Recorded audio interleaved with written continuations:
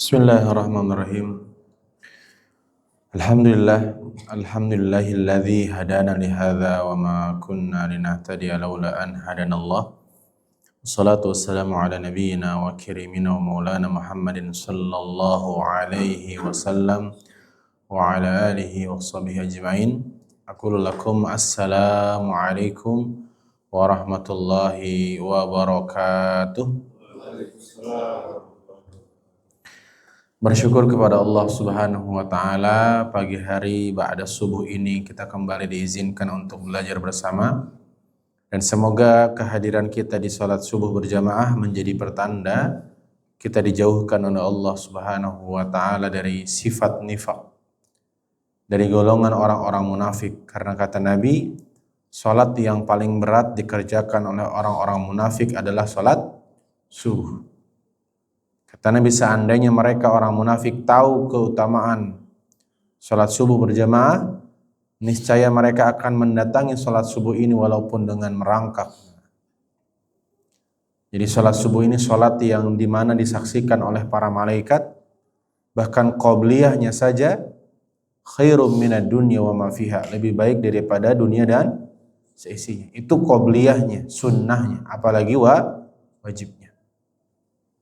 Bahkan Nabi bersabda, man shalla subha fi jama'atin faka'annama qama al-laila kullah. Siapa yang salat subuh berjamaah, maka dia seperti salat malam semalam suntuk. Jadi ibu bapak yang salat subuh berjamaah barusan, pahalanya sama dengan salat tahajud, salat malam dari ba'da isya sampai subuh. Dan semoga kita pun mendapatkan janji Allah, man shalla subha fahuwa fi dhimmatillah. Siapa yang salat subuh maka dia dalam jaminan dari Allah Subhanahu wa taala.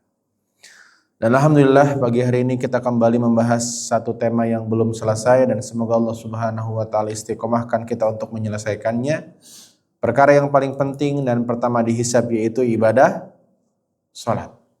Yang mana Nabi mengatakan, wa in saluhat, jika salatnya benar, salatnya baik dan benar juga amal yang lain. Tapi jika salatnya bermasalah, jika salatnya tidak benar, maka tidak dianggap benar dan bermasalah juga amal-amal yang lain. Ibarat kata salat itu wadahnya. Jika wadahnya bocor, maka tak peduli sebanyak apapun air yang kita tuangkan, maka akan menjadi sia-sia. Dan pada kesempatan yang penuh berkah ini, kita sudah sampai ke pembahasan yang paling penting dari semua bacaan salat, yaitu Al-Fatihah. Nabi SAW bersabda dalam hadis riwayat Imam Bukhari, la salata liman lam yaqra bi Fatihatil Kitab. Tidak sah salat bagi mereka yang tidak membaca Fatihatil Kitab, Al-Fatihah. Walaupun kemudian jemaah, kalau kita melihat pembahasan fikih, para ulama terjadi perbedaan pendapat ketika menghukumi membaca Al-Fatihah untuk makmum. Adapun hadis ini disepakati oleh para ulama berlaku untuk imam dan ketika salat sendirian. Jadi kalau ada imam atau ibu bapak salat sendirian, salat sunnah misalnya, kok tidak membaca Al-Fatihah, tidak sah salatnya. Dan disebut membaca syaratnya minimal 2, menggerakkan kedua bibir dan mengeluarkan suara. Jadi tidak sah salat seseorang kalau membaca Al-Fatihahnya dalam hati, Pak. Ini perlu diperhatikan baik-baik, karena saya masih melihat banyak kaum muslimin salatnya bibirnya tidak bergerak. Ketika bibirnya tidak bergerak, berarti membaca Al-Fatihahnya dari mana? Di dalam hati. Dan kalau membaca Al-Fatihahnya dalam hati, dipastikan salatnya tidak sah. Kenapa? Karena bacaan tidak disebut bacaan kecuali memenuhi 2 syarat. Menggerakkan bibir dan mengeluarkan suara.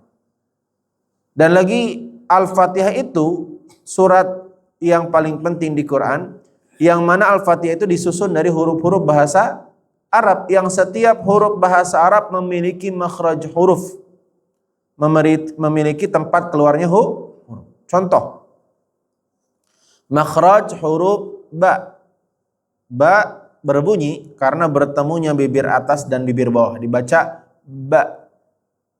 Lantas kalau membaca huruf ba dalam hati apa ketemu apa, Bu? Lambung ketemu ginjal? Kan nggak bisa. Ya, ini penting diperhatikan. Tidaklah disebut qiraah bacaan kecuali taharrukus syafatain, menggerakkan kedua bibir, wa ikhrajus saut, dan mengeluarkan suara sebatas terdengar oleh diri sendiri. Namun kadang juga ada makmum yang berlebihan, Pak. Makmum rasa imam. Ada, Pak? Makmum rasa imam. Saking kencangnya dia baca Al-Fatihah sampai terdengar 2 shaf ke belakang. Nah, ini juga tidak boleh karena mengganggu jamaah yang sebelahnya. Ibu bapak pernah sholat di luar sana? Di sampingnya orang yang makmum merasa imam pernah? Akhirnya kita baca Al-Fatihah nggak selesai-selesai. Kenapa? Keganggu sama sebelahnya. Oleh karenanya, proporsional saja. Yang penting menggerakkan kedua bibir dan mengeluarkan suara untuk diri sendiri. Dan ini 7 ayatnya. Para ulama qad ittafaqa annal Fatihah, para ulama bersepakat Al-Fatihah itu terdiri dari 7 ayat. Sepakat, tidak ada beda pendapat. Makanya nama lain Al-Fatihah apa? Sab'ul Mathani. Sab'ul Mathani. 7 ayat yang diulang-ulang. Tetapi terjadi perbedaan pendapat, Bismillah ini ayat pertama Al-Fatihah atau bukan? Bismillah ini ayat pertama atau bukan? Sebagian ulama mengatakan Bismillah itu fasil. Bismillah itu hanya awalan dan pemisah antar surat. Buktinya di surat-surat yang lain juga ada Bismillah dan tidak dianggap bagian dari surat tersebut. Maka konsekuensinya kalau Al-Fatihah bukan termasuk, kalau Bismillah bukan termasuk Al-Fatihah, maka tidak boleh dibaca termasuk bagian dari Al-Fatihah. Maka sebagian ulama membacanya dengan sir. Pernah sholat di masjid atau di sebuah musola yang mana imamnya bismillahnya sir, pernah? Sering ya. Walaupun sekarang ada juga sir rasa jahar, Pak. Kenapa? Karena pakai mikrofon. Betul tidak? Imamnya sir tapi kedengeran nggak sama makmumnya? Itu sir tapi jahar. Contohnya Bismillahirrahmanirrahim. Kedengeran nggak ibu bapak? Nah itu sir tapi sudah jahar. Jadi kalau ibu bapak menemukan imam tidak membaca bismillah atau bismillahnya bukan dalam hati ya, bismillahnya diucapkan tapi tidak dikeraskan, berarti dia menganggap bismillah itu tidak menjadi bagian surat Al-Fatihah. Lantas kalau bismillah bukan bagian dari Al-Fatihah, 7 ayatnya dari mana? 7 ayatnya siratal ladzina an'amta alaihim ayat 6. Ghairil maghdubi alaihim waladdallin ayat 7. Jadi kalau bismillah termasuk Al-Fatihah, siratal ladzina an'amta alaihim itu kan koma. Satu ayat dengan ghairil maghdubi alaihim waladdallin. Sedangkan jika bismillah tidak termasuk Al-Fatihah, berarti alhamdulillahirabbil alamin ayat pertama. 7 ayatnya dari mana? Siratal ladzina an'amta alaihim ayat ke-6. Jelas jemaah ya? Dan Masjid Ar-Raudhah adalah masjid yang mewadahi semua perbedaan pendapat dengan ilmu. Makanya imamnya ada 2 versi. Betul? Ada imam yang bil qunut dengan kunut, ada imam yang tidak kunut. Dan kunut tidak kunut perkara khilafiyah yang sudah diperdebatkan oleh para ulama. Kilahuma dalil, dan keduanya memiliki dalil. Ini ayatnya, dan saya yakin ibu bapak hafal terjemahannya. Pertanyaannya, saat ibu bapak sholat dan membaca Al-Fatihah, misalnya Bismillahirrahmanirrahim, dalam hati kepikiran nggak artinya? Dengan nama Allah yang maha pengasih lagi maha penyayang. Keluar nggak dalam hati begitu? Selalu, kadang-kadang, atau jarang? Selalu keluar terjemahannya, kadang-kadang keluar, jarang keluar. Mana? Sering ya Pak? Makanya ibu bapak, rata-rata orang ketika sholat pas baca Al-Fatihah masih agak-agak khusyuk. Kenapa masih agak-agak khusyuk? Karena masih banyak orang yang ngerti artinya. Nanti mulai ngebleng tuh di tahiyat, Pak. Mulai kemana-mana tuh. Kenapa? Karena banyak orang gak mengerti arti bacaan tahiyat. Betul tidak?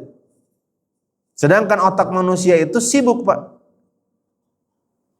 Jika kita tidak menyibukkan otak kita dengan menerjemahkan, memahami bacaan sholat, otomatis dia akan mikirin yang otomatis itu, Pak. Maka tidak ada pilihan kecuali ibu bapak mulai belajar menghafal terjemahan perkataannya. Ini langkah awal dari serius memahami bacaan sholat. Walaupun terjemahan perkata ini tidak mewakili makna sesungguhnya. At least minimal ketika kita sholat, pikiran kita nggak kemana-mana. Walaupun nggak bisa kita menikmati sholat hanya dengan terjemahan perkata. Tapi lagi-lagi usia sudah tidak muda. Usia sudah tidak muda. Menghafalkan terjemahan Al-Fatihah selesai, alhamdulillah bisa. Bisa. Kemudian lanjut bacaan ruku, hafal Al-Fatihahnya yang hilang. Karena usia sudah tidak muda. Ada peribahasa, belajar di waktu kecil seperti mengukir di atas batu, mengakar dia, Pak. Makanya ibu-ibu masih hafal lagu Balonku Ada 5, Bu? Masih. Padahal tidak pernah murojaah, betul, Bu? Berarti lagu Balonku Ada 5 sudah hafal semenjak berapa tahun yang lalu, Bu? Oh, puluhan tahun. Kenapa? Menghafalnya masih kecil. Yang kedua, kenapa lagu Balonku Ada 5 begitu kuat hafalannya? Karena dihafalkan dengan tanpa paksaan. Yang ketiga, dihafalkan dengan gerakan.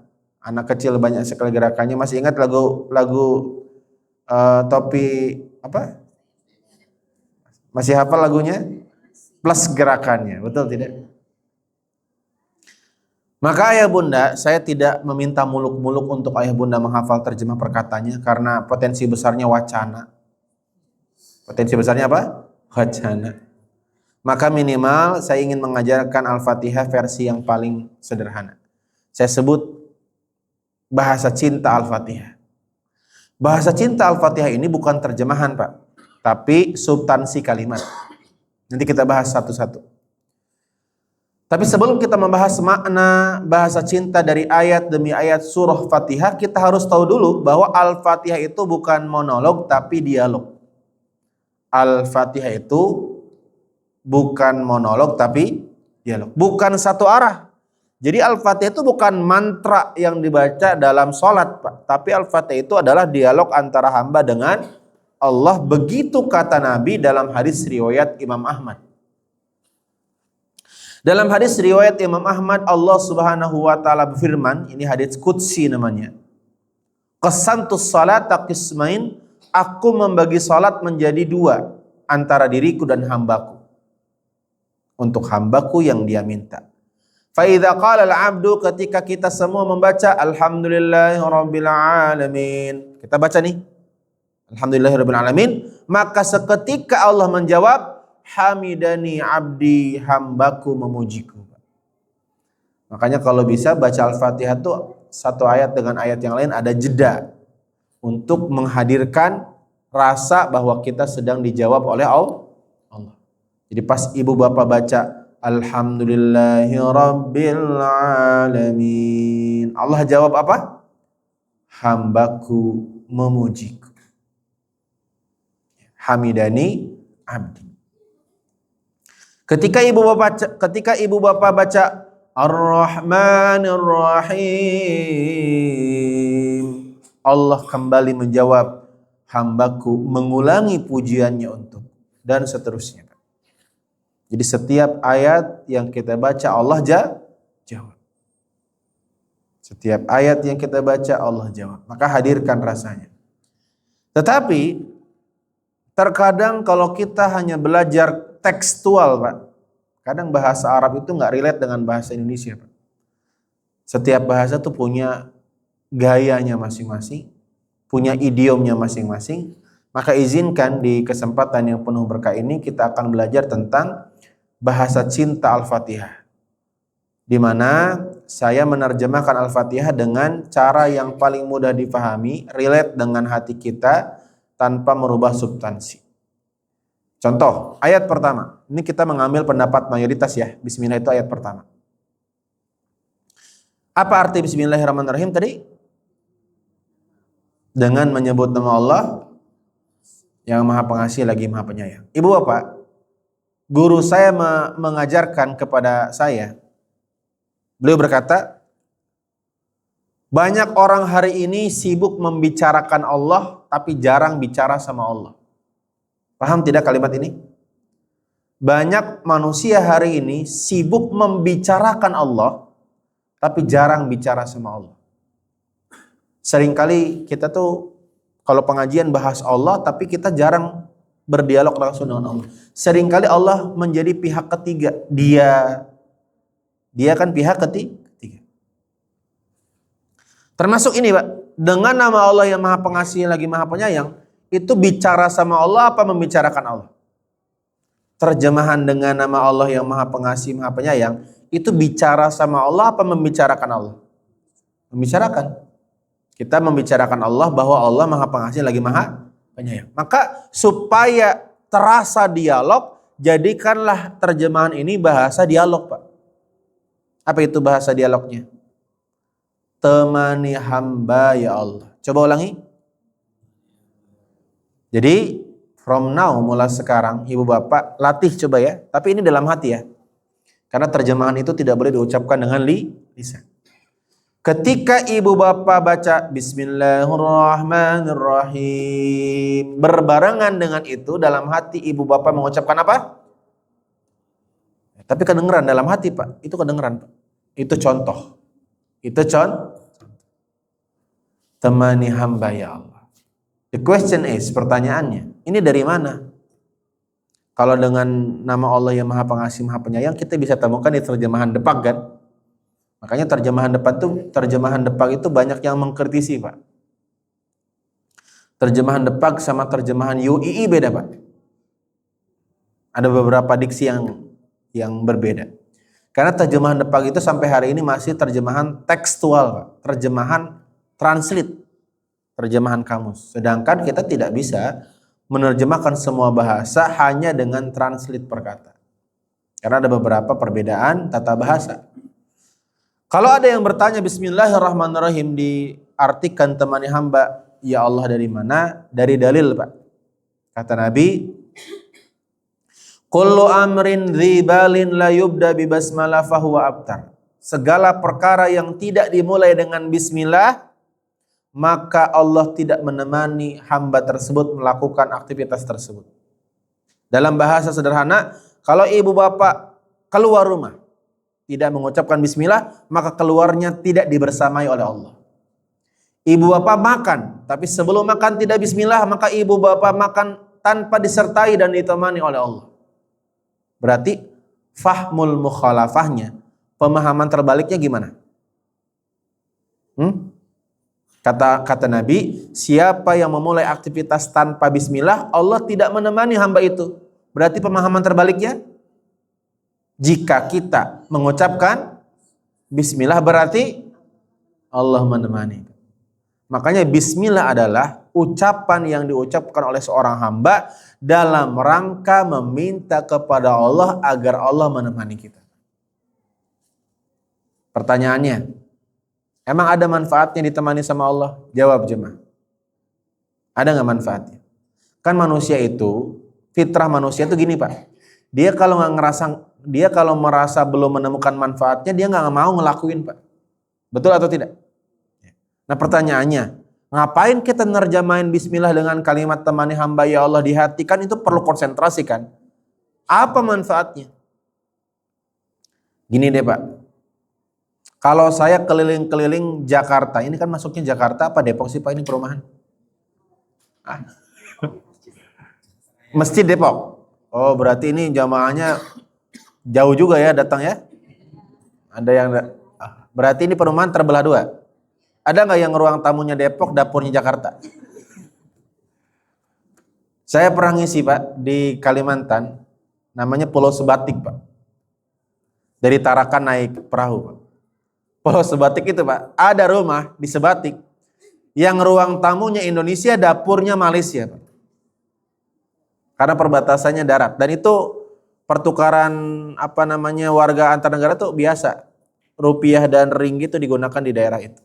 Jadi ruang tamunya di mana? Indonesia, dapurnya Malaysia. Jadi dia nyari makan di Malaysia, buangnya di Malaysia. Nyari makan di Indonesia, buangnya di Malaysia. Termasuk ini perumahan Grand Matua juga luar biasa ya, terbagi menjadi dua. Ini masjid Depok berarti ya. Insya Allah. Kalau saya keliling sekota Depok, ditemani wali kota Depok, aman tidak kira-kira? Macet diurai, betul tidak? Begitulah yang kita dapatkan jika aktivitas kita ditemani oleh pencipta alam semesta. Itu manfaat pertama. Manfaat kedua, apa sih manfaat ditemani, Pak? Saya berikan analogi contoh supaya kita memahami manfaat analogi dalam kehidupan sehari-hari, manfaat ditemani dalam kehidupan sehari-hari dengan mudah. Saya jelaskan dengan cerita. Ibu bapak, saya itu kecil pernah tinggal di Karawang. Ibu bapak tahu Karawang?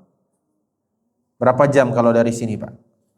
Tergantung jalan kaki, naik motor, naik mobil, Pak. Kalau naik mobil 2-3 jam lah. Kalau cepat tergantung Karawangnya juga ya.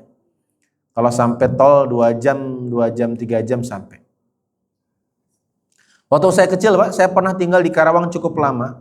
Makanya walaupun saya berasal dari Brebes, dialek saya nggak ada ngapak-ngapaknya, Pak. Kan biasanya orang Brebes Tegal itu dialeknya ngapak. Ketika saya tinggal di Karawang, saya tinggal di rumah nenek saya. Nah, ada sesuatu yang unik dari rumah nenek saya. Apa itu? Rumah nenek saya itu punya toilet yang pisah dengan rumahnya. Di kehidupan ibu apa pernah nggak lihat rumah kayak gitu? Rumah, jalan ke belakang, agak jauh dikit baru ketemu toilet, Pak. Dan itu memang beda rumah. Bukan 2 pavilion, enggak. Beda rumah, jadi beda bangunan, Pak. Saya yakin ibu bapak seusia ibu bapak pasti pernah menemukan rumah seperti itu ya. Ternyata, Pak, orang dulu itu jarang ada pengajian, tapi kehidupan sehari-harinya tuh banyak banget yang sesuai Nabi, Pak. Termasuk cara membangun toilet, Pak. Kenapa orang dulu itu memisahkan antara rumah dengan toilet? Ya mungkin orang dulu tidak sampai detail secara sunnah, niatnya nggak sama dengan sunnah, mungkin untuk menjauhkan kesialan kalau orang Jawa. Tapi ternyata dalam sunnah, toilet itu seburuk-buruk tempat, Pak. Toilet itu tempat berkumpulnya khubus wal khaba'ith. Tempat berkumpulnya apa? Khubus wal khaba'ith. Apa itu khubus wal khaba'ith? Jin laki-laki dan jin perempuan yang jahat. Khubus, jin laki-laki jahat. Khaba'ith, jin perempuan jahat. Makanya kalau ibu bapak masuk ke kamar mandi, bapak-bapak nih, Pak, bapak-bapak kalau masuk kamar mandi baca doa kan? Apa doanya, Pak? Bismika Allahumma ahya. Pantesan lama sekali bapak-bapak di kamar mandi. Salah baca doanya, Pak. Apa doa masuk kamar mandi? Allahumma inni a'udzubika minal khubuth wal khaba'ith. Ya Allah, aku berlindung kepadamu dari khubuth, jin laki-laki yang jahat, wal khaba'ith, dan jin perempuan yang jahat. Jadi tempat kongko-kongkonya mereka, Pak. Maka orang tua kita dulu dijauhin sama tempat tidur. Makanya orang tua dulu tanpa alarm bisa bangun tahajud gak? Istiqomah gak? Kita alarmnya berapa? 4. 2, 2.30, 2.45, 03.00, 03.15. Bangunnya jam 5. Kenapa? Karena setannya dekat. Kenapa? Kamar mandinya nempel sama kamar. Gimana nggak bestie sama setan? Makanya orang sekarang harus lebih rajin baca zikir pagi petang di kamarnya, Pak. Sebagai bentuk perlindungan. Karena tidak ada pilihan. Kita kalau mau kayak orang dulu, tanah rumah kita tidak seluas tanah rumah orang tua kita dulu, betul tidak? Kan rumah sekarang mah ukuran Grand Matua termasuk besar kan? Berapa rata-rata luas tanah di perumahan Grand Matua? Ada lebih dari 120. Ada ya? Itu pun nggak bisa kan bangun toilet misah, mau misah kemana lagi? Betul atau tidak? Kalau rumah orang tua kita dulu, besar-besar sekali Pak. Itu tanah rumah itu bisa sampai 400. Jadi rumah belakangnya kebun, betul tidak? Oh, ada macam-macam. Nah, saya waktu kecil tinggal di rumah nenek saya yang seperti itu. Manfaatnya ada manfaatnya jauh dari godaan setan, tapi juga ada minusnya Pak. Apa minusnya? Kalau malam-malam pengen ke toilet, repot cuma. Dan muslim waktu kecil itu penakut. Saya waktu kecil penakut Pak. Kenapa saya waktu kecil penakut? Efek tontonan. Waktu saya kecil itu masih ada hiburan namanya bioskop outdoor Pak. Misbar, tahu misbar? Gerimis? Layar tancap. Dan waktu saya kecil itu lagi gandrung-gandrungnya 2 film. Berry Prima sama Susana. Ini kayaknya pernah nonton Berry Prima semua ya. Waktu saya kecil, saya tidak diperkenankan melihat film Berry Prima. Kenapa? Banyak adegan dewasa. Maka tidak ada pilihan kecuali saya menonton apa? Susana. Akhirnya terngiang-ngiang, masuk alam bawah sadar membuat saya jadi penakut. One day, suatu hari, saya bangun jam 3 dini hari sebelum subuh pengen kencing. Karena saya penakut, saya bangunkan ibu saya, "Bu, mau kencing." Apa kata ibu saya? "Ya udah sana ke belakang." Saya bilang, "Takut." Saya ketakutan Bu, gelisah hati saya. Ibu saya nanya, "Kenapa takut?" Soalnya di belakang gelap. Jadi lampu itu hanya ada di rumah sama di toilet. Sepanjang jalannya nggak ada lampu. Kenapa? Orang dulu sehemat-hematnya manusia. Betul tidak Pak? Kalau nafas bisa dihemat orang dulu Pak. Ya. Yang pertama yang membuat saya takut apa? Gelap. Yang kedua, di belakang rumah banyak pohon besar Pak. Ada pohon nangka, ada pohon mangga, ada pohon rambutan. Dan saya sudah membayangkan ada yang terbang dari pohon ke pohon. Berarti kesimpulannya, yang membuat saya takut, gelisah, khawatir, tidak tenang, 2 menurut saya. Gelap dan banyak pohon besar. Ternyata itu asumsi Pak. Itu salah. Ternyata yang membuat saya takut, yang membuat saya gelisah, yang membuat saya tidak tenang bukan karena gelap dan banyak pohon besar. Dari mana buktinya? Buktinya ketika saya cerita begitu, ibu saya jawab, "Ya udah sini ibu temenin ke toilet." Kalau ibu bapak jadi saya, pas dengar kalimat itu apa perasaannya? Tenang tidak? Takutnya hilang tidak? Gelisahnya hilang tidak? Padahal gelap dan pohon besarnya hilang tidak? Itu menjadi jawaban Pak. Berarti yang membuat saya takut itu bukan gelap, bukan pohon besar, tapi loneliness, ngerasa sendirian. Seringkali ibu bapak, Allah menolong kita bukan dengan cara menghilangkan gelapnya, bukan dengan cara mencabut besarnya pohon, tapi cukup ditemani Pak.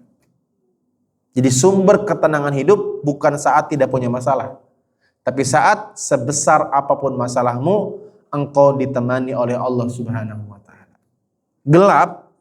Gelap itu tidak selalu menakutkan Pak. Jawabannya tergantung bersama siapa, betul tidak? Ibu-ibu masih ingat Bu, malam pertama ketika baru menikah? Ketika baru menikah itu sukanya gelap-gelapan apa terang-terangan Bu? Ibu-ibu diem-diem aja ibu-ibu. Umumnya orang ketika baru menikah dan dia berdua dengan orang yang dia cintai, sukanya gelap apa terang? Gelap. Makanya ada candlelight dinner Pak. Makan malam yang romantis terang benderang apa remeng-remeng Pak? Remeng. Jadi remeng-remeng gelap itu tidak menakutkan jika bersama yang kita cinta Pak. Jadi ternyata yang membuat hidup kita gelisah, tidak tenang, khawatir itu bukan gelapnya masalah, bukan besarnya masalah, tapi sering menghadapi semua itu sendirian. Oleh karenanya, lihat, ketika Rasulullah bersama Abu Bakar hijrah, kan Rasulullah tuh hijrahnya nggak lempeng Pak, nggak langsung ke Madinah, tapi dia muter ke belakang Pak. Makanya beliau sempat menginap di Gua Thur. Gua Thur itu di belakang Pak. Gua Thur itu tidak searah jalan ke Madinah Pak. Kalau bapak-bapak umroh, naik bis ke Gua Thur itu muter, dia nggak ke arah Madinah. Jadi dia muter ke belakang baru ke Madinah. Nah Rasul sempat menginap di Gua Thur bersama Abu Bakar. Dan ada peristiwa yang Allah abadikan ceritanya di surat At-Taubah, surat ke-9. Di mana Abu Bakar menangis, Pak. Bu, kenapa menangis? Karena melihat dari kejauhan ada langkah kaki mendekat. Di mana Abu Bakar khawatir mereka itu adalah orang-orang kafir Quraisy yang sedang mencari Nabi Muhammad, dan jika ketemu pasti Nabi Muhammad disiksa. Karena hari itu, Pak, Nabi Muhammad sudah direncanakan untuk dibunuh, Pak. Jadi sebelum Nabi Muhammad hijrah, dikumpulkanlah pemuda-pemuda dari semua kabilah yang masih tidak beragama Islam untuk bersepakat membunuh Rasulullah. Yang kemudian Rasulullah melakukan siasat, Ali menggantikan Rasul tidur di ranjangnya. Makanya Ali itu pemuda yang sangat pemberani, Pak. Resikonya nyawa, tapi Ali berkenan untuk menggantikan Rasulullah. Maka ketika disergap rumah Rasul, mereka kaget karena yang berbaring adalah Ali. Rasulullah sudah keluar bersama Abu Bakar. Ketika semakin dekat langkah kakinya, Abu Bakar semakin bergemuruh dadanya. Dia bukan takut karena dirinya disiksa, dia lebih takut jika Rasulullah disiksa. Berarti Abu Bakar sedih kan? Lihat, ketika Abu Bakar sedih memikirkan masalah yang dia akan hadapi, apakah Rasul berkata, Abu Bakar, jangan sedih, insya Allah Allah selesaikan masalah? Enggak. Allah tidak pernah berjanji menyelesaikan masalahmu. Tapi apa kalimatnya? La tahzan, innallaha ma'ana. Jangan sedih Abu Bakar, Allah bersama kita. Bukan Allah menyelesaikan masalah kita, Pak. Kenapa? Karena masalah itu, semua masalah butuh solusi. Tapi ibu bapak sadar gak? Setiap solusi sumber masalah baru, Pak. Coba kita renungkan sebentar ya. Solusinya orang jomblo, biar jomblonya hilang, status jomblonya apa? Nikah ya. Makanya ketika menikah dia bahagia. Alangkah indahnya pengantin baru duduk bersanding. Oh, luar biasa.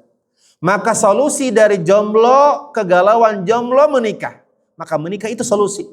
Tapi ibu bapak sadar gak? Semenjak menikah muncul masalah-masalah yang tidak pernah Anda hadapi ketika sebelum menikah. Betul Pak Asep? Iya, menghayati sekali Pak Asep jawabannya.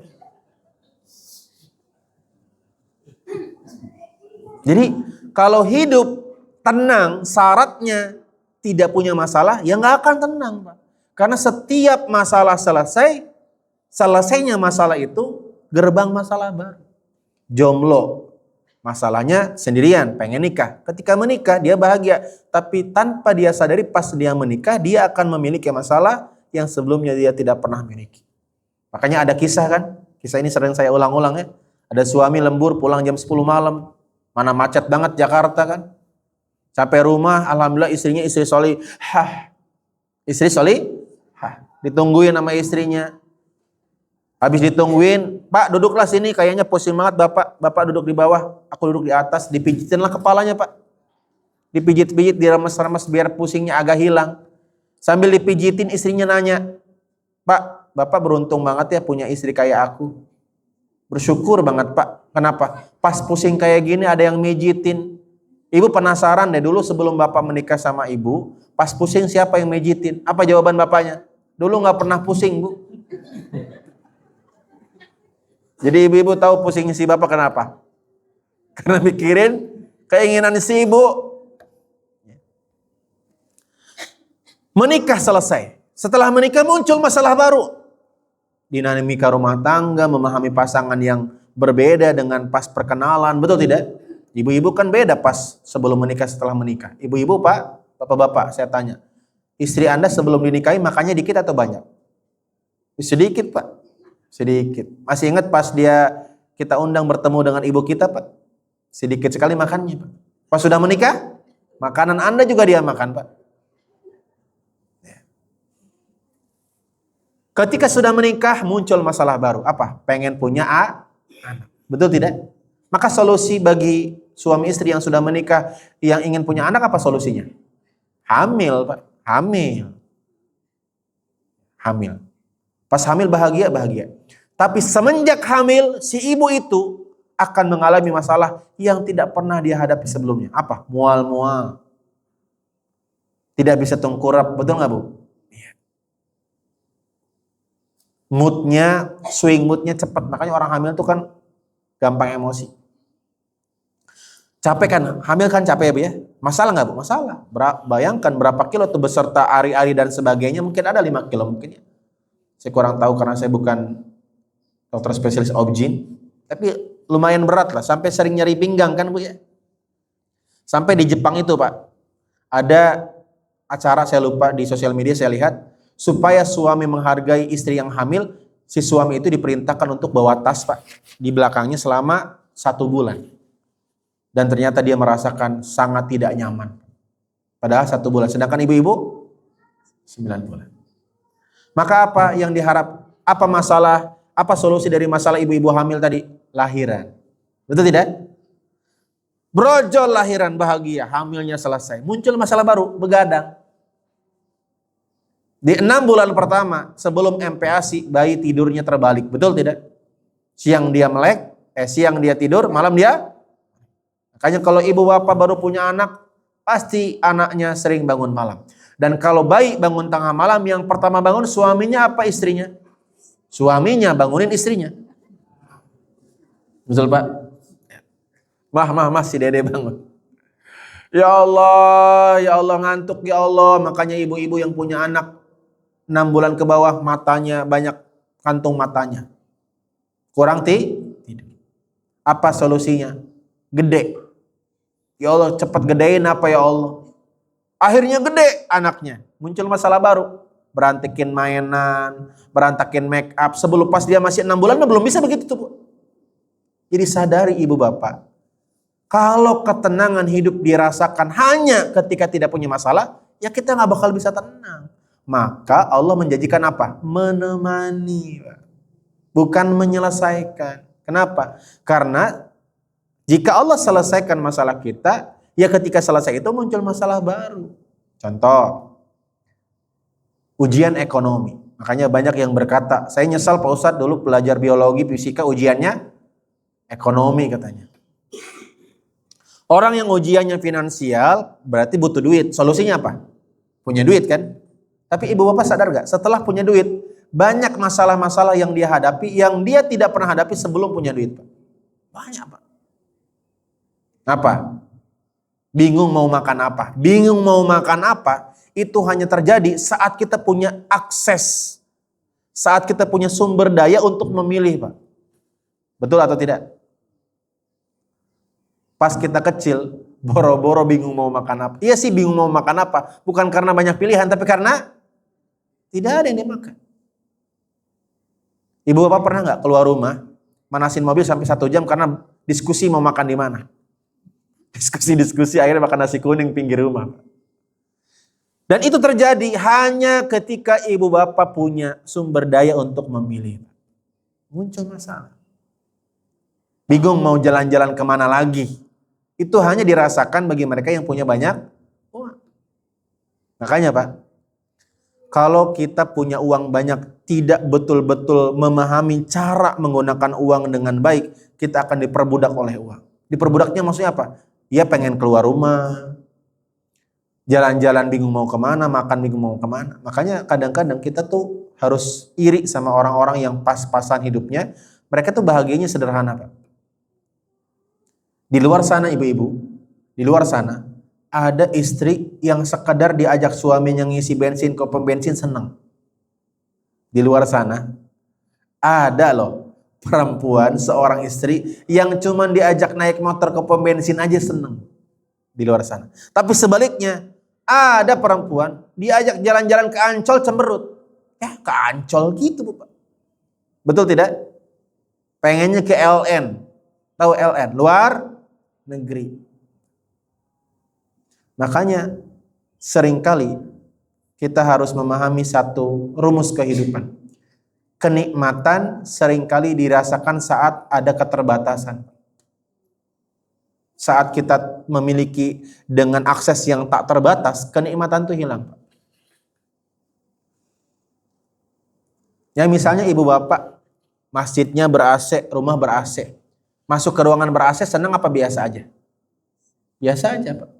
Di luar sana Pak, ada loh Pak, orang yang ke mall cuman buat ngadem Pak. Serius Pak. Ada namanya Rojali Pak. Tahu Rojali? Saya lupa lagi kepanjangannya apa Rojali itu.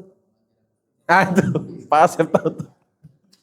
Rombongan jarang beli. Jadi dia cuma keliling-keliling doang Pak. Hanya ingin menikmati dinginnya AC. Berarti bahagianya sederhana nggak Pak? Semakin terbatas hidup orang, semakin mudah dibahagiakan. Itulah kenapa kata Nabi, sebaik-baiknya walimah, undangan pernikahan yang ngajak makan, itu undangan pernikahan yang ngajak orang fakir miskin. Kenapa? Kita akan sangat melihat kebahagiaan mereka dikasih makan. Sampai bersih Pak, sampai saking bersihnya tidak usah dicuci itu Pak. Dijilatnya Masya Allah. Makanya kalau ibu bapak mengadakan pernikahan buat anak, gak mesti yang diundang yang kenal aja Pak. Kalau yang diundang yang kenal aja orang kaya biasanya kenal sama orang kaya lagi. Undang juga sebagian undangan itu dari mereka. Karena walimah itu apa sih? Walimah itu undangan makan. Maka sebaik-baiknya memberi makan kepada siapa? Kepada mereka yang butuh makan. Jadi misalnya nanti Pak Asep mantu diundanglah komunitas ojol Pak. Ya, sebagiannya 50% undangannya. Sebagiannya undangan pribadi beliau. Jadi rame tuh. Iya. Ini ojolnya siapa? Rame banget ya. Sampai terkenal. Ya. Apa namanya sahabat ojol Pak Asep ya. Ya. Yang penting jangan pinjol aja Pak. Ya. Ojek online. Berarti ditemani Allah tuh penting atau tidak jemaah? Penting. Jadi saya sedang menjelaskan betapa pentingnya ditemani Allah. Ini agak panjang pembahasannya. Jadi maksudnya, kunci ketenangan itu bukan selesainya masalah, tapi ditemani oleh Allah dalam setiap menghadapi masalah. Itu kuncinya. Itulah kenapa saat Abu Bakar gelisah, janjinya Nabi kepada Abu Bakar apa? La tahzan, innallaha ma'ana. Makanya kalau ada orang curhat sama saya tidak menjanjikan tenang Bu, insya Allah Allah selesaikan. Enggak mesti. Enggak mesti Allah selesaikan masalah Anda. Enggak mesti. Cuman Allah berjanji. Mau selesai tidak selesai, Allah menemani prosesnya. Itu janji Allah. Dan ternyata itu yang kita butuhkan, ditemani. Maka mulai sekarang minimal 1 ayat deh Pak. Ketika ibu bapak sholat, Bismillahirrahmanirrahim. Dalam hati ngomong apa? Temani hamba ya Allah. Temani dalam hal apa? Temani dalam setiap kehidupan kita. Ibu bapak mau berangkat ke kantor, temani hamba ya Allah. Kata Nabi Pak, ini kata Nabi, barang siapa membaca bismillah sebelum keluar rumah, maka Allah berikan 3 keutamaan. Allah akan lindungi, Allah akan cukupkan rezeki, Allah akan berikan jalan terbaik dalam kehidupannya. Hudita, diberikan jalan terbaik. Kufita, Allah cukupkan rezeki. Wukita, Allah lindungi dari mara bahaya. Cuman bismillahnya agak panjang. Bismillahi tawakkaltu 'alallah la haula wala quwwata illa billah. Jangan sampai kita keluar rumah melewatkan doa ini, Pak. Karena kita nggak pernah tahu di luar rumah kayak apa. Kita naik motor, naik mobilnya, hati-hati, bisa nggak ditabrak dari belakang sama orang meleng, bisa nggak Pak? Itu sepenuhnya salah dia kan? Tapi kan kita nggak bisa ngendaliin orang sekitar kita Pak. Dan itu di luar jangkauan, unpredictable, tidak bisa diduga, tidak bisa dipersiapkan. Itu murni kita berpasrah kepada Allah. Kita lagi nunggu lampu merah. Makanya kalau dari Grand Matoa ke kantor wali kota, berapa lampu merah yang dilewati Ibu Bapak? Dari sini nih, Grand Matoa, tanpa tol ya, naik motor ke wali kota, berapa lampu merah yang dilewati? Kira-kira aja. 3, yang lain? Berapa Bu? Ibu pernah ke kantor wali kota nggak Bu? Yang tempat jogging itu Bu? 10, jawabannya salah semua. Jawabannya tidak ada Pak. Lampu merah tidak boleh dilewati. Yang dilewati lampu hijau. Dari awal sudah salah Ibu Bapak. Betul tidak? Kecuali pertanyaannya berapa lampu hijau yang dilewati, baru 3, 4, 5 terserah itu. Tapi kalau pertanyaannya berapa lampu merah, jawabannya tidak ada. Dan kadang-kadang kita tuh nunjukin jalan ke orang tuh sesat tuh Pak. Di mana kantor wali kota? Lurus, lampu merah lurus, lampu merah lurus, lampu merah berhenti dong. Dan kenapa sih kita ngomongnya lampu merah? Padahal ada 3 lampu kan? Ada lampu merah, ada lampu hijau, ada.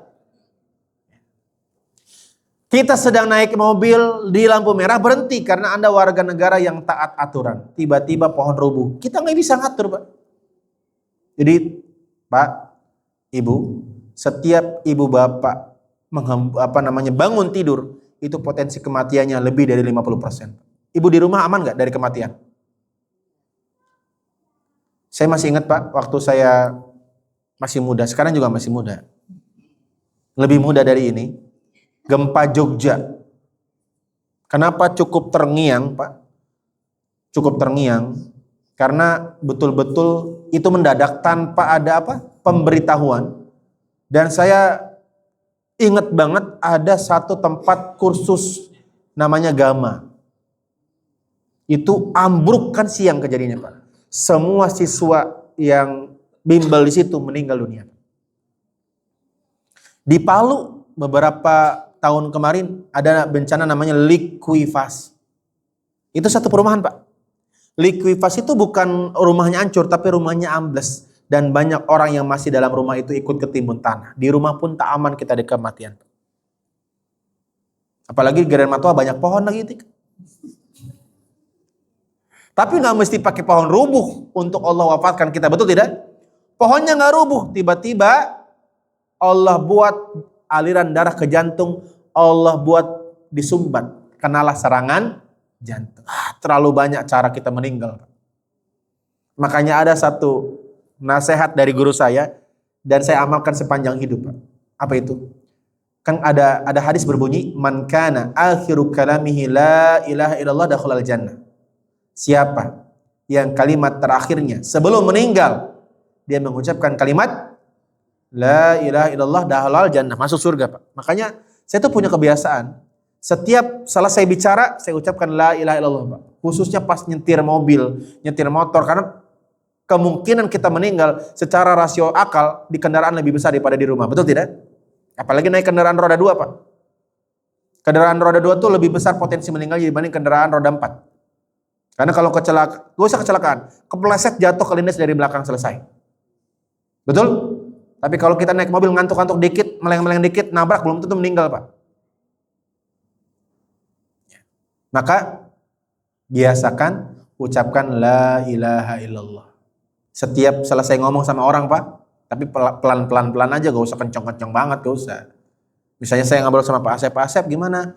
Kerjaan lancar-lancar. Kan diem-dieman tuh. La ilaha illallah. Pak Asep nanya lagi, Pak Ustadz jam berapa dari rumah? Sebelum subuh. Kan sebelum subuh kalimatnya kan? La ilaha illallah lagi, Pak. Supaya kapanpun ibu bapak meninggal, kita semua meninggal, semoga kalimat terakhirnya apa? Khususnya ibu-ibu nih, Bu. Kalau habis ngomel sama suami, tutup dengan kalimat tutup. Minimal dosa ngomel suaminya tertutupi oleh kalimat la ilaha illallah kalau meninggal. Kenapa? Ini benar, Pak. Karena orang yang sedang marah, potensi meninggalnya lebih besar dibanding orang yang gak marah. Ya kan, orang yang marah kan darah, tinggi semua tuh. Ini baru satu ayat. Bismillahirrahmanirrahim. Berarti bisa nggak baca bismillah antara bismillah dengan ayat selanjutnya jedanya panjang? Bisa, Pak. Makanya kita pernah menemukan ada seorang sahabat sholat tahajud 2 rakaat dari Ba'da Isya sampai subuh baru selesai, Pak. Bayangkan 2 rakaat mulai Ba'da Isya selesainya hampir adzan subuh. Kenapa? Karena jeda antar ayatnya panjang dan di antara jeda itu ngapain? Mentadaburi bacaan-bacaan yang sedang dia baca. Berarti bisa nggak? Misalnya ibu bapak sholat Bismillahirrahmanirrahim, dalam hati ngomong, temani hamba ya Allah, besok mau daftarin anak sekolah. Pastikan sekolahnya yang terbaik, sekolah yang bisa mengantarkan anak hamba sukses dunia akhirat. Dalam hati, Pak. Tanya. Temani hamba ya Allah, besok mau ketemu sama klien. Mau deal apa enggak deal, berikan yang terbaik hasilnya. Dan itu bisa lebih panjang kalau kita sholatnya sholat sunnah. Tapi jangan dikerjakan di sholat wajib. Sholat wajib temani hamba aja ya Allah, udah cukup. Jangan kepanjangan. Khawatirnya kalau kepanjangan, imamnya udah sujud, Anda masih bismillah aja, Pak. Makanya sebaik-baik praktek ilmu ini itu di sholat tahajud. Kenapa? Waktunya panjang dan Anda bebas untuk berdialog dengan Allah selama mungkin. Makanya sebaik-baik sholat malam itu sendiri, tidak berjamaah. Walaupun boleh berjamaah, tapi bagusnya sendiri. Ya. Ibu bapak walaupun mungkin tidur sekamar, boleh sesekali berjamaah, bangunkan. Sebaik-baik istri kan yang membangunkan suaminya. Jadi memang sunnahnya yang bangunin suami itu istri, bukan suami bangunin istri, tapi istri bangunin suami. Kenapa? Karena mayoritas perempuan tuh lebih mudah bangun dibanding laki-laki. Tapi ada juga yang sebaliknya ya, tergantung memang. Ada juga perempuan yang kebluk ya, susah banget dibangunin. Tapi teman saya ngajarin, kalau istrimu susah dibangunin, bisikin aja beberapa kalimat, insya Allah langsung bangun. Apa kalimatnya? Mah, ayah mau nikah lagi. Katanya langsung bangun. Kalau tidak percaya coba ya Pak ya. Coba. Ada teman saya cerita Pak, dia pengen banget poligami. Dan di Indonesia kan hukum yang berlaku bukan HI, bukan hukum Islam. Di Indonesia itu yang berlaku namanya KHI Pak, kompilasi hukum Islam. Tidak 100% Islam, tidak. Jadi campuran hukum positif dengan hukum Islam di Indonesia. Nah, salah satu campuran yang merubah hukum Islam itu adalah hukum poligami. Di dalam Islam, poligami itu nggak ada kewajiban meminta izin kepada istri pertama. Dan tidak ada kaitannya dengan istri pertama. Jadi kalau Pak Asep dinas luar kota ke Bandung, terus di Bandung nikah, sah. Ini contoh. Secara agama. Tapi secara negara nggak bisa. Secara negara tidak bisa. Tapi jangan juga istrinya curiga, ini kok suami saya kok agak lama di Bandung. Nah, jangan juga. Insya Allah kalau Pak Asep tidak melakukan itu ya. Antara tidak ada kesempatan sama tidak berani ya. Tapi dalam KHI Pak, dalam kompilasi hukum Islam tidak sah pernikahan kedua kecuali ada izin dari istri pertama. Izinnya dalam bentuk dua lagi Pak. Izin tertulis dan verbal. Jadi kalau ada orang poligami, istri pertamanya dipanggil ke pengadilan Pak. Ditanya, ada paksaan enggak? Tidak. Ikhlas lillahi ta'ala, ikhlas lillahi ta'ala. Baru suruh tanda tangan. Pak.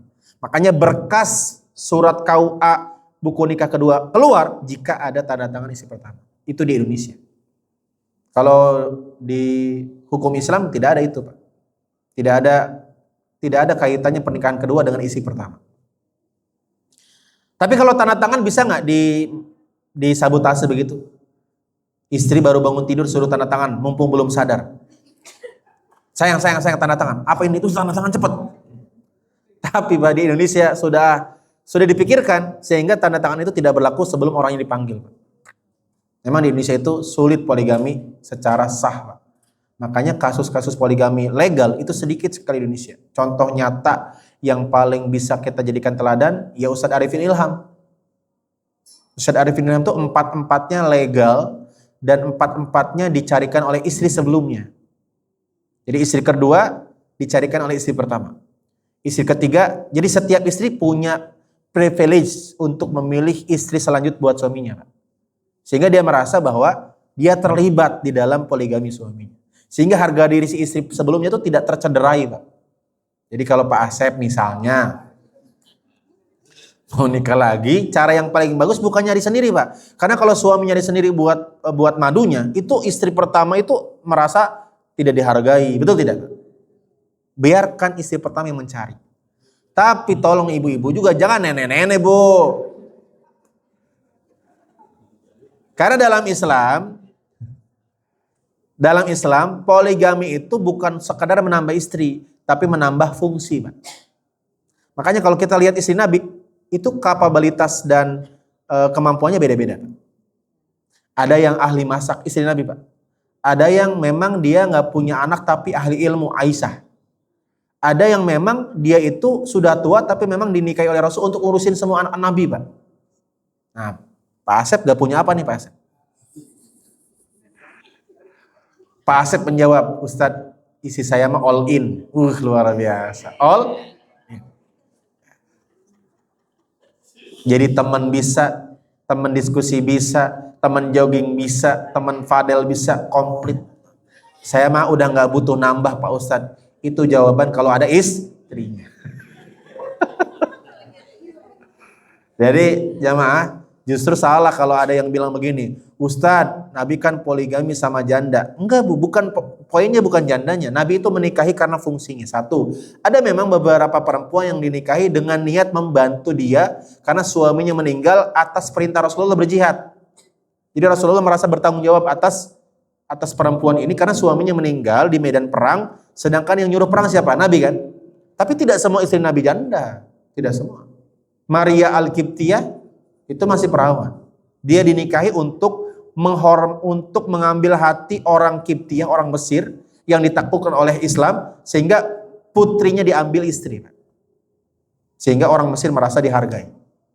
Supaya orang Mesir mudah masuk Islam. Ada juga istri yang dinikahi karena pintar ngurus anak. Ada juga. Nah, Aisyah itu satu. Aisyah itu dinikahi atas perintah Allah dan untuk regenerasi kader-kader perempuan yang berilmu. Makanya Aisyah itu tidak diizinkan punya anak seumur hidup, Pak. Seumur hidupnya Aisyah tidak pernah punya anak. Makanya Aisyah masuk top 5 periwayat hadis paling banyak. Karena Aisyah tidak pernah punya anak. Makanya saya sering sampaikan bagi suami istri yang istrinya Allah takdirkan tidak punya keturunan, berarti Allah menghendaki dia bermanfaat. Karena jujur kalau udah punya anak beda ceritanya. Betul nggak Bu? Ini ibu bisa ngaji karena anaknya udah pada gede kan? Kalau pas zaman kecil gimana Bu? Dilema. Antara ngaji sama lari-lari kan Bu? Ceritanya pengen ngaji di Blok M, pengen ketemu Ustadz Khalid Basalamah. Kan di masjid paling atas tuh kan. Nggak jadi ngaji, kenapa? Karena anaknya lari-larian di parkiran. Makanya bisa ngaji setelah menikah tuh value yang tidak bisa kita remehkan, Pak. Kalau bapak-bapak justru rajin ngaji setelah menikah. Betul, Pak? Iya. Karena disitulah mulai butuh ketenangan. Coba di sini siapa yang belum menikah? Cuman ini aja satu orang. Betul tidak Pak? Jarang sekali Pak. Jarang sekali laki-laki belum menikah ngaji. Jarang sekali. Karena dia belum ada kebutuhan untuk menenangkan hidupnya Pak. Karena hidupnya baik-baik saja sebelum menikah. Setelah menikah banyak sekali ujiannya. Dan itu adalah konsekuensi. Makanya ibadah terpanjang itu bukan sholat. Tapi pernikahan. Dan ibadah itu ciri utamanya apa? Pengorbanan. Jadi semakin ibu bapak berkorban, disitulah pahala menikah yang paling besar. Ya. Dan kita baru bahas satu ayat. Dan ini harus panjang, Pak. Supaya apa? Supaya tidak sekedar terjemahan. Saya tidak ingin cuman begini. Bismillahirrahmanirrahim, temani. Enggak dapat feel-nya, Pak. Pertanyaannya, apa itu temani? Temani itu ya seperti tadi kisah waktu saya kecil ke toilet. Jadi ibu punya bayangan ternyata selama ini yang kita butuhkan bukan diselesaikan masalah, tapi cukup ditemani. Makanya kan kalau Pak Asep nanya sama istrinya, "Mah, mau makan di mana kita?" Bukan makan di mana sayang, tapi makan bersama siapa. Itu jawaban itu jawaban tanggal muda. Jawaban tanggal muda. Lain cerita kalau pertengahan bulan nanyanya Pak. Mah, mau makan di mana? Terserah yang penting cepet. Jawaban pertengahan bulan. Masya Allah, memang perempuan tuh dari lahir makhluk yang senang sekali dikasih hadiah Pak. Maka cara melembutkan hati perempuan itu diberikan hadiah. Dan hadiah yang paling disukai oleh perempuan itu salah satunya emas. Betul Bu? Jangankan sebesar ini kan udah pada gede-gede ibu-ibu ya. Dia baru lahir nih, bayi perempuan baru lahir, langsung dipakein apa? Anting Pak. Baru dia berhenti nangis. Makanya dia dari bayi udah nangisnya karena nggak dipakein anting. Makanya perempuan itu sangat dekat dengan perhiasan. Kata Nabi apa? Inna dunya mata. Dunia itu perhiasan. Wa khairu mata'iha al-mar'atus shalihah, dan sebaik-baik perhiasan dunia adalah wanita atau istri yang salihah. Istri salihah itu perhiasan paling indah. Sebagai penutup tambahan, kata Nabi minimal ada 4 sampai 5 indikator kebahagiaan. Kata Nabi kalau ingin bahagia miliki 5 ini. Yang pertama, baitul wasi, rumah yang luas. Bukan rumah yang bagus, Pak. Bagus itu cuman bertahan beberapa bulan, habis itu bosan sama desainnya kita, Pak. Kita bikin rumahnya miring kayak kan ada Pak sekarang tuh, ada loh Pak sekarang series Pak. Rumah tuh miring tuh Pak. Dari luar miring, di dalamnya nggak miring. Orang kalau bikin rumah karena desain itu cepat bosan Pak. Maka kata Nabi, ciri kebahagiaan tuh baitul wasi, rumah yang luas. Sebaik-baik rumah tuh kayak gini Pak. Luas tanpa tiang. Banyakin tempat-tempat yang space-nya tuh bisa kumpul banyak orang. Lihat rumah orang tua kita dulu Pak. Luas gak? Anaknya pulang 5, per anak dapat 3, berarti ada berapa tuh? 3 kali 5, 15 tambah 5, 20 orang kumpul. Cukup rumah orang tua kita dulu Pak. Coba rumah orang sekarang. Mau pengajian dawis aja Pak, RT. Sofa dikeluarin. Karpet dikeluarin, ranjang dikeluarin Pak. Kenapa? Lebih banyak perabotannya daripada luas bangunannya Pak. Udah dikeluarin semua sofa, ternyata salah lihat tanggal. Coba orang tua kita dulu punya rumah lapang Pak. Makanya yang pertama apa? Baitul wasi. Next Pak, kalau Pak Asep mau bikin rumah lagi di Bandung Pak Asep, ya namanya investasi Pak. Investasi. Jangan suudon Pak. Beliau bangun rumah buat anak. Beliau orang tua yang pikirannya jangka panjang. Kalau Pak Asep bikin rumah di Bandung, desain yang paling bagus adalah luas, open space, orang sekarang bilang Pak. Betul ya? Makanya makin kesini orang makin sadar kebutuhan open space. Yang kedua, jironul khair, tetangga yang baik. Jadi kalau bangun rumah jangan cuman desainnya, tapi tanya siapa rumah sebelah. Rumah sebelah dibeli sama siapa? Dibeli sama Ustadz A. Ya, walaupun kita tidak bisa menjamin semua ustadz baik, tapi minimal dia orang beragama. Kenapa? Sebagus apapun rumah Anda, kalau tetangganya nyebelin, menderita hidup kita Pak. Mau pindah, itu rumah kita. Mau dijual, susah jualnya. Nggak pindah, tetangganya julid banget. Tetangga julid tuh Pak, kita nanya dibilang kepo. Kita nggak nanya dibilang somse. Dilibatin, bikin ruwet. Nggak dilibatin, warga. Makanya Pak, tetangga itu penting. Makanya di beberapa perumahan itu sampai di filter pembelinya Pak. Klaster khusus muslim. Dan itu sah-sah saja Pak. Bahkan di beberapa tempat tuh ada yang filternya itu etnis Pak. Perumahan Cina Pak. Kuburan Cina. Pak Asep gak bisa dikubur di situ Pak. Kuburan Cina. Kenapa? Karena ternyata bukan rasis ya. Tapi semakin satu perumahan tuh semakin tidak ada perbedaan, artinya semakin banyak kesamaan, semakin enak tinggalnya. Contoh, sama-sama orang Sunda, kan enak Pak.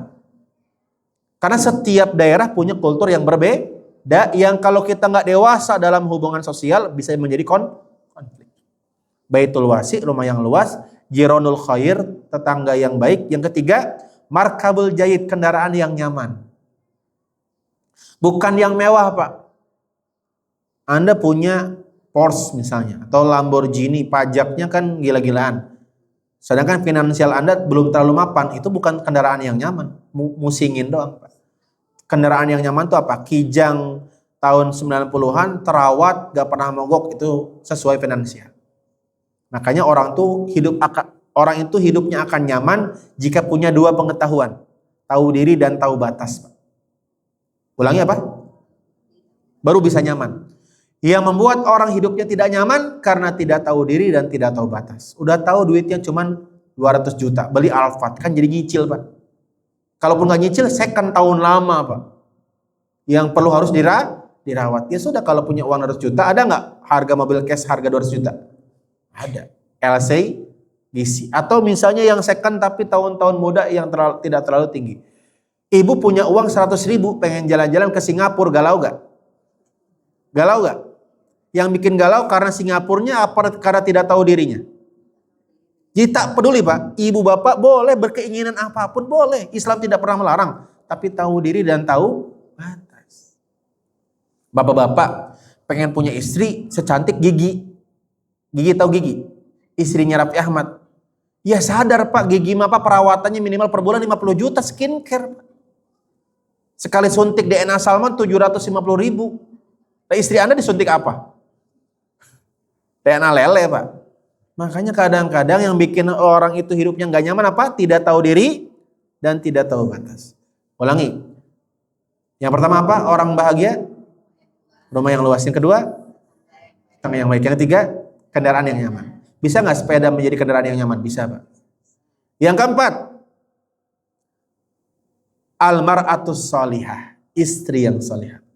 Dan yang keempat ini penentu jemaah. Yang keempat tidak ada, yang tiga ada, tetap panas hawanya Pak. Rumahnya luas, misalnya Pak Asep rumahnya 1 hektar. Luas rumahnya 1 hektar, saking luasnya dari ruang tamu ke dapur naik ojek Pak. Saking luasnya. Kendaraannya, nyaman pokoknya. Sekarang kan sudah ada kendaraan, sekarang kan lagi tren mobil listrik Pak. Yang kursinya ada kursi pijatnya Pak. Yang zero gravitasi. Jadi kita bisa serasa mengawang-awang tidurnya Pak. Tapi istrinya cerewet, tidak enak itu mobil. Makanya yang keempat ini Pak, bapak-bapak yang punya anak laki-laki, pastikan anak laki-lakimu punya istri yang memenuhi yang keempat. Kenapa? Biar rumahnya sempit. Biar kendaraannya tak terlalu nyaman, biar tetangganya cerewet, asal istrinya solihah, insya Allah lebih tenang kehidupannya. Makanya almar'atu solihah itu kunci dari semua kunci kenyamanan hidup. Ya syukur-syukur rumahnya luas, kendaraannya nyaman, tetangganya baik, istrinya itu sih sempurna sekali itu sih Pak ya. Makanya jarang lah kalau ada yang begitu, ya paling ya orang-orang di belakang insya Allah memenuhi itu semua ya. Insya Allah. Tapi aminnya cukup harus panjang karena ini perjalanannya masih jauh kan ya Bu ya. Itu barangkali yang bisa saya sampaikan dan kita baru bahas 1A. Insya Allah ada 4 Pak. 4 saja. Yang kelima tambahan saja. Yang kelima apa? Yang kelima harta yang halal lagi berkah. Tapi tambahan saja. Itu barangkali yang bisa saya bahas. Insya Allah pertemuan selanjutnya kita akan membahas ayat 2, 3, 4. Surat Al-Fatihah, dan ini satu rangkaian namanya 3 ungkapan rasa, 3 syarat ibadah, al-mahabbah, ar-roja, al-khauf, dan itu termaktub di 3 ayat ini. Seperti apa pembahasannya kita bahas di pertemuan yang akan datang. Assalamualaikum warahmatullahi wabarakatuh. Waalaikumsalam warahmatullahi wabarakatuh.